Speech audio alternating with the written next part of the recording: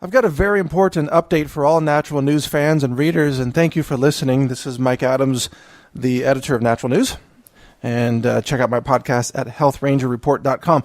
Now, recently, I split off the content, all the political content. We stopped publishing that on Natural News, and we moved it over to a site called newstarget.com. So elections and politics and banking and finance, geopolitics, all that kind of stuff goes on newstarget.com, which actually covers everything. NewsTarget is an all-purpose news website that covers preparedness and survival plus health as well. Not as much, not as intensely as Natural News. But anyway, if you want to check out geopolitics and so on, go to newstarget.com. But I have a very important message for Natural News fans and readers about liberty and freedom for food freedom and medical freedom or health freedom. The reason, over the last couple of years, I'd been writing more and more political analysis on naturalnews.com. And I had been talking about a lot of liberty. I'd been talking about Second Amendment, First Amendment, cultural issues, freedom of speech. We made fun of cry bullies and other things like that. And we eventually moved it off because it just wasn't a good fit for the domain name Natural News, which should be about natural health and natural living and natural medicine. But I have this crucial message for you, and that's this. I think we all agree, and I mean 100% of us probably agree, that we deserve the right to choose what systems of medicine we want to use. And that we deserve the right, that we have the right to choose to eat foods or drink beverages where we know the composition because of honest labeling.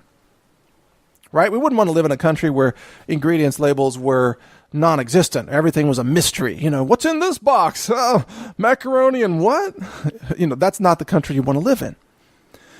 We all, I believe, agree that we should have the right to grow our own food and save our own seeds and even make our own medicine. You can grow herbs and you can use water or alcohol or glycerin. You can make an extract or honey even. You can make an extract. You can make your own tincture. And this is a fundamental human right to be able to grow your own food, make your own medicine, choose your medicine, choose your medical practitioner, right? I think this is a fundamental belief that we all share. And these beliefs are founded in individual liberty. It's crucial for you to understand this. They're founded in individual liberty. And it is this liberty that is under attack by an overarching, overreaching, oppressive, tyrannical government regime.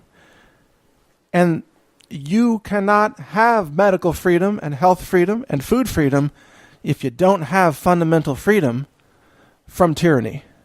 This is my point. That's the whole point of this talk right here. You see, I have many friends who are into holistic medicine, and they are naturopaths, and they are herbalists, and they are acupuncturists, Chinese medicine practitioners. Some people are into color therapy, acupressure, network spinal or network chiropractic, as it's called, craniosacral work, cranial acupuncture.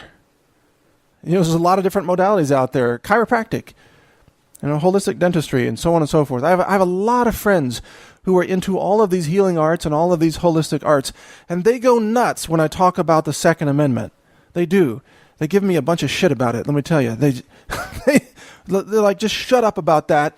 Just talk about nutrients and food and medicine and stop talking about liberty.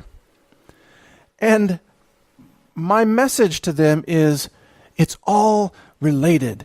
How are you going to practice your herbal medicine if the government criminalizes that practice?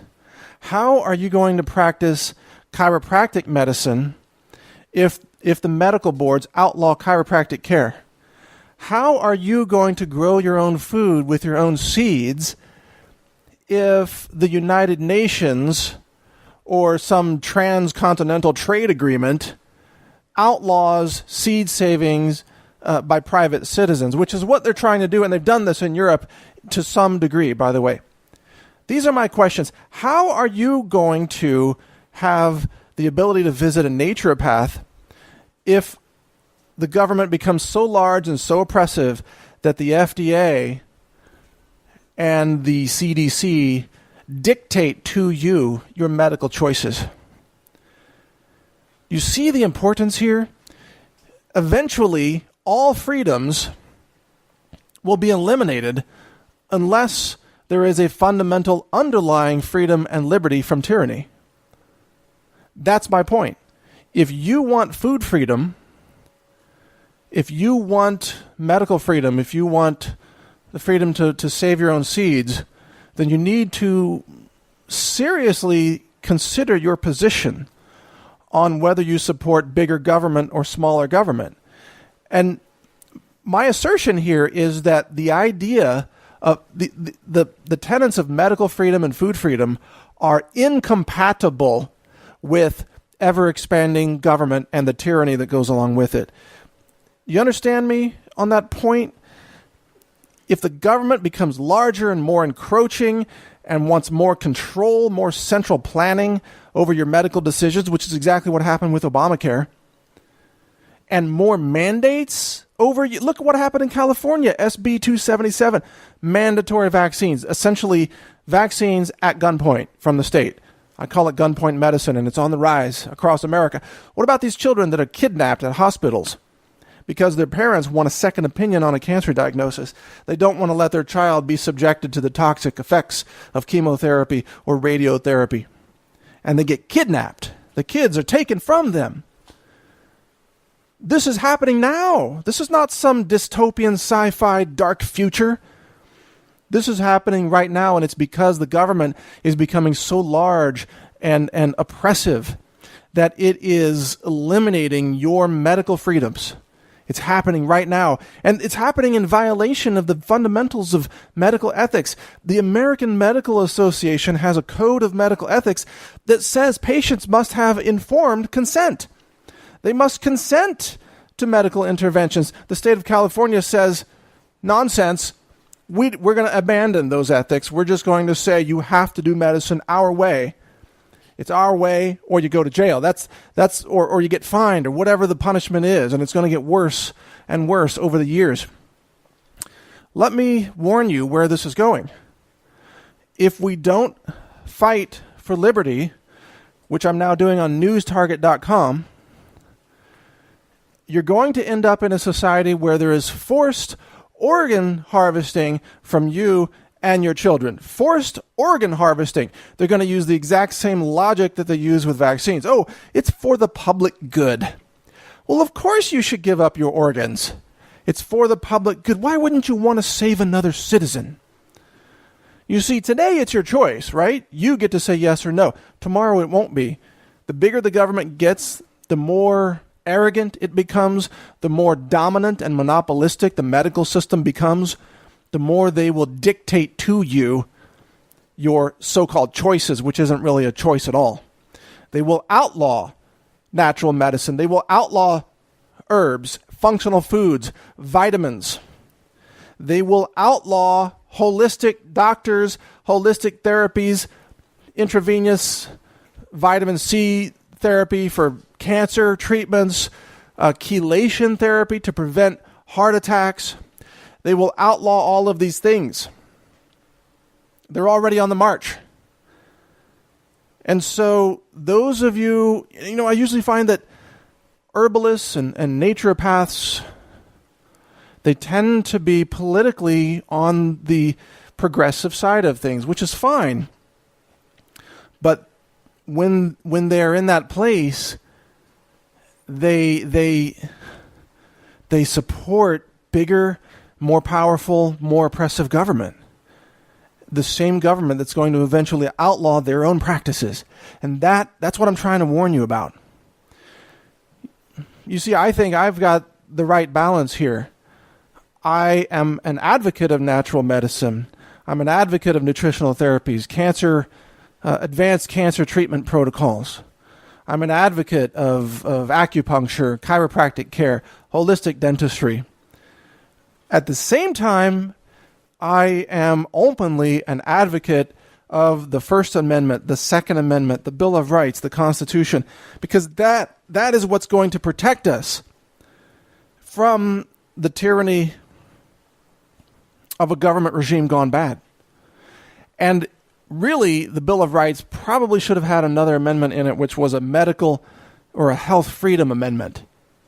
And I believe Dr. Benjamin Rush was one of the signers of the Declaration of Independence, if I'm not mistaken, and he argued very strenuously for a health freedom section in the Bill of Rights, but it did not make it into the final copy. And so we were not guaranteed medical freedom, and that's why we're living under medical tyranny today. That's why. So we must protect the rights that we still have left, and that's why I fight for freedom and liberty. That's why I was publishing so many political stories on Natural News, and that's why I launched newstarget.com to continue this fight for freedom.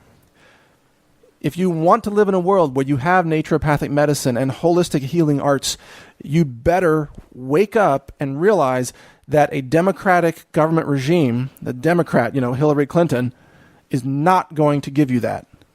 They're going to suppress that and crush it and criminalize it. So we better wake up and fight for our freedoms if we want to have real nutrition, real medicine, the ability to grow our own foods at home, and other similar freedoms. So that's my position on that. I just wanted to explain that because a lot of people don't think this through and they don't recognize how to connect the dots on all of this.